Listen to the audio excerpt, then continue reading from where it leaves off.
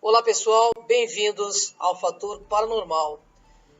Continuando nesse capítulo 2, eu vou continuar relatando a minha história. Hoje eu vou relatar ainda algumas coisas da minha infância, porque eu compreendi que o sentido da evolução, ela vem muito mais pela observação do movimento presente em meu interior do que uma compreensão objetiva e definitiva da natureza, das características e dos princípios. Eu sei hoje, não só por minhas experiências, que cresci não só de um corpo infantil e frágil para um corpo adulto, mas principalmente de forma sutil, na minha própria maneira de sentir, pensar e, acima de tudo, agir. Por isso, eu afirmo, com conhecimento de causa, que a dinâmica da evolução é característica predominante da consciência. Esse princípio inteligente, personalizado, que constitui minha essência, de onde vem? Qual é a minha real natureza? Por que se manifesta dessa forma? Elas são questões simples, pessoal? Porém, distante ainda de serem respondidas. Por isso, às vezes, sinto que sou um laço e outras vezes também sou um nó, viu? No meu íntimo, às vezes, olhando o céu estrelado, sinto uma identificação maior com a imensidão do infinito, do universo sem limites, do que com esse chão que me serve de suporte. Acho que é porque minha consciência ela é proveniente de lugares muito mais distantes do que posso visualizar com os meus olhos. E assim, pessoal, eu fui crescendo entre olhares curiosos. Eu era uma aluna exemplar, mas um verdadeiro moleque. Subia em árvores, era brava, uma pimentinha mesmo. Aos 6 anos de idade, ganhei uma monareta, uma bicicleta chamada Tigrão. Eu adorava. 6 meses depois, uma pessoa entrou no quintal e a roubou. Bem, eu fiquei muito triste, Tão triste, a ponto da minha mãe ter a ideia de levar-me a um centro para pedir ajuda para localizar a bike. É claro, ela me levou junto. O centro era em São Caetano do Sul. Durante a sessão, de repente, o coordenador, o pai de santo, ele vai até assistência com uma guia na mão para encostar na cabeça das pessoas. E vai com essa guia, o som de atabaques cantando os pontos de Oxóssi, De repente ele coloca essa guia na minha testa. E eu nunca tinha visto nada daquilo, eu nunca tinha participado de um ritual de Umbanda. Era a minha primeira vez mesmo.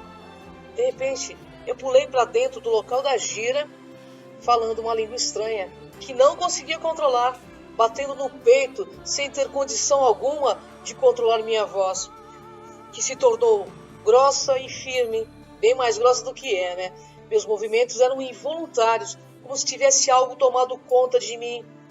Embora eu estivesse sendo mera espectadora daquela situação, estava longe de ocorrer o que estava acontecendo comigo.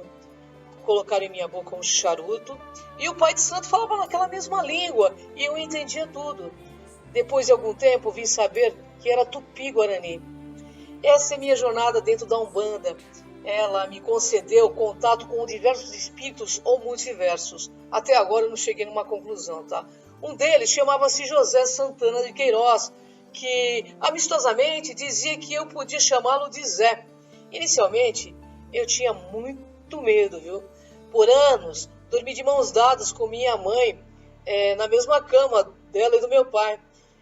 Vi este ser, esse Zé Santana de Queiroz, 2 vezes. Ele usava terno branco, barbas longas e chapéu na cabeça. Ele era gentil. Dizia ter sido professor de filosofia em Salvador. E aos 10 anos, eu escrevia tudo que ele ditava em minha cabeça. Eu tinha um diálogo constante com ele. Tenho 2 cadernos universitários com mensagens dele e muito interessante, né? Nessa época também eu era o mascote do centro, né? A mais jovem integrante daquele centro. E assim eu conheci os mistérios da Umbanda, sem nunca ter me pedido nenhum sacrifício animal. Senti a força dos acoplamentos áuricos, e seja de que forma for, viu? Agradeço imensamente pelas experiências com essas entidades. Fiquei dos 7 aos 16 anos dentro da Umbanda. As pessoas dizem que eu era uma médium notável, exemplar, que eu tinha guias muito bons. Afinal, diziam lá que eu era filha de Yansan e Ogum, 2 guerreiros. Mas resolvi sair aos 16 anos porque já senti que meu tempo de aprendizado ali já havia se esgotado. Eu tenho muito respeito pela Umbanda, mas de fato não sei se aquelas entidades eram espíritos ou era eu mesmo acessando meus outros multiversos. Quanto à bicicleta, o ladrão devolveu no mesmo local depois de 2 meses. Nesses anos todos, minha família se reunia aos sábados em casa para comer uma pizza. E nessas reuniões, meu pai, meu avô Fiore, contavam casos também. E um deles, meu pai contava que ao servir o exército, teve de fazer ronda em um bairro que era praticamente abandonado. E que ali 2 pessoas haviam sido assassinadas. E ele falava isso, ele era meio medroso. Ele até falava assim, como eu tô arrepiado. Mas enfim, ele tinha que fazer a ronda, né? Até que em determinado momento, ele disse que apareceu um casal do nada, assim. 2 pessoas loiras, né? Disseram para ele se ele precisava de ajuda. Ele disse que não entendeu muito bem a pergunta. Porque o militar ali, na realidade, era ele, né? Embora ele fosse jovem também. Ele, de repente, se sentiu obnubilado, assim, meio zonzo. Ele falou que no piscar de olho, mal percebeu que o casal havia ido embora. Mas ele não se lembrava nem como, nem para onde. Um amigo que estava junto, rondando outras imediações, ficou com medo de uma luz que havia visto. Obviamente, associaram isso a fantasmas, né? Já meu avô materno, Francisco, relatava que tinha um local assombrado no caminho do trabalho e que pessoas desapareceram por ali.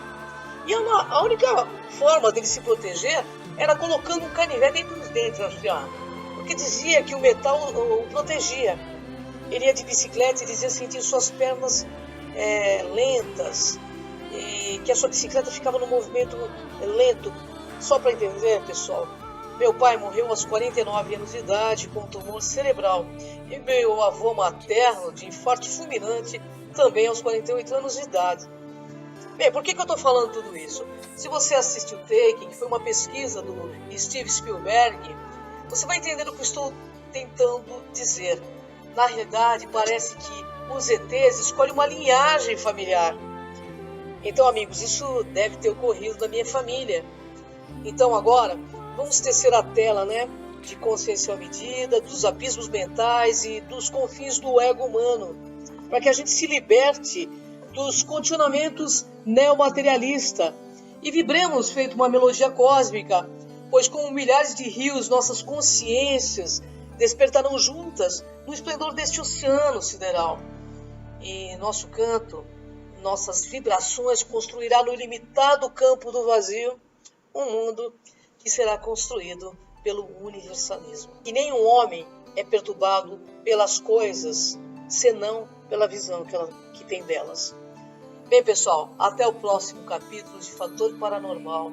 Gratidão. Vem comigo.